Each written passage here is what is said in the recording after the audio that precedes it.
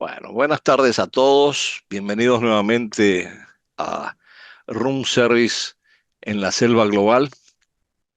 Hoy tenemos un programa bastante cargado por los acontecimientos que se han venido desarrollando en estos últimos días, pero también por algunos que se están asomando hacia adelante. Y vamos a ver, como siempre en la primera sección, la otra mirada. Vamos a hacer un breve análisis de la situación con respecto a la guerra con Irán. Y después vamos a pasar una entrevista con un gran amigo, Carlos Alzugaray, sobre Cuba, a quien presentaré oportunamente. Pero déjenme tocar un poco el tema de Irán, que desde el sábado nos mantiene a todos en vilo, ya con un conflicto que ya dura 3 días y que pareciera no decrecer, y que como siempre abre muchísimas posibilidades de situaciones imprevisibles, tanto a nivel regional como a nivel internacional. Aunque hay que manejarse con mucho cuidado en esa nebulosa de los medios y de las noticias que circulan, porque como todos sabemos, en toda guerra la primer baja es la verdad.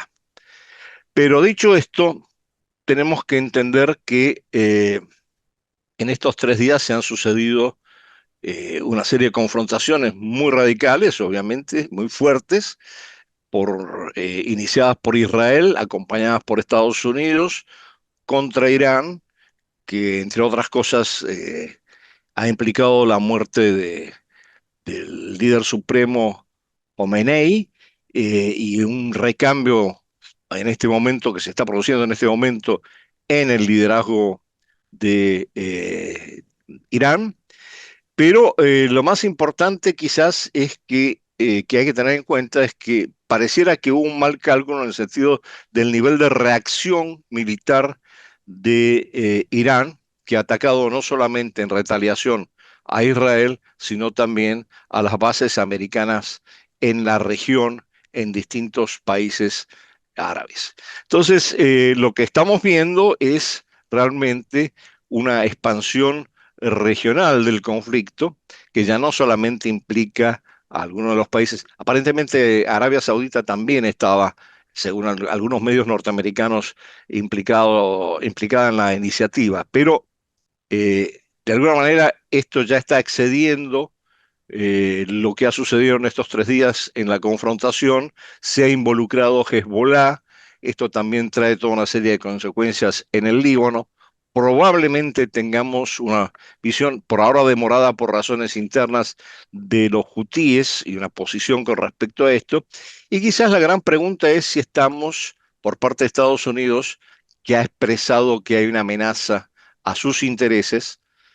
Es un tono un poco más bajo que el de Israel, porque Israel dice que Irán siempre ha sido una amenaza existencial, pero lo que no sabemos con precisión todavía, y estas son las preguntas para saber cómo va a continuar esto, si estamos frente a lo que podríamos llamar una operación especial, como aquella que sucedió en Ucrania, o si estamos frente a una intervención o una guerra abierta. Guerra abierta no la hay oficialmente desde la perspectiva de Estados Unidos porque el Congreso no lo ha aprobado.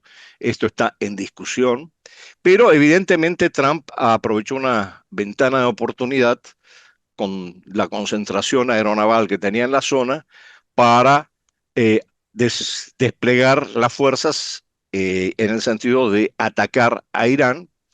Y esto quizás responde, y aquí tenemos siempre muchos interrogantes también, a una necesidad interna de la administración Trump, que está atravesando no solamente el escándalo de los archivos de Epstein, sino también la reacción de la Corte Suprema frente a las tarifas, la prohibición de algunas iniciativas en este sentido por parte de Trump, más el tema de la migración, frente a una baja de la popularidad de Trump, por un lado, a una reacción de la población que, según algunas encuestas, señala que el 20-21% está en contra de esta guerra, y a una próxima elección de medio término que puede cambiar la composición del Congreso. Entonces, aquí hay algunas motivaciones muy específicamente internas de Estados Unidos en este movimiento.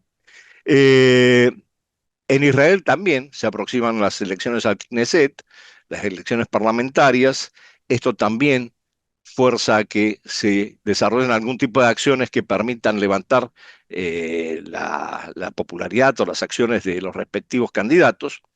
Y por otro lado, internamente también en Irán, por lo que sabemos, y no hay mucha información, se están produciendo algunos elementos de cambio importantes, no en el sentido de que hay un cambio de régimen, que era un poco la aspiración que se planteó en algún momento combinada con el control del desarrollo nuclear, sino básicamente porque sí hay un fortalecimiento del control de la Guardia Revolucionaria Islámica, que es el núcleo que realmente constituye el poder en el caso de Irán, a pesar de la muerte del asesinato del líder supremo. Entonces estamos con estas situaciones internas que contribuyen a agudizar la confrontación a nivel regional y tendríamos que ver, y esto con esto voy a cerrar un poco, cuáles son los impactos de carácter más allá de lo regional a nivel global. Y los va a haber, los hay y los va a haber.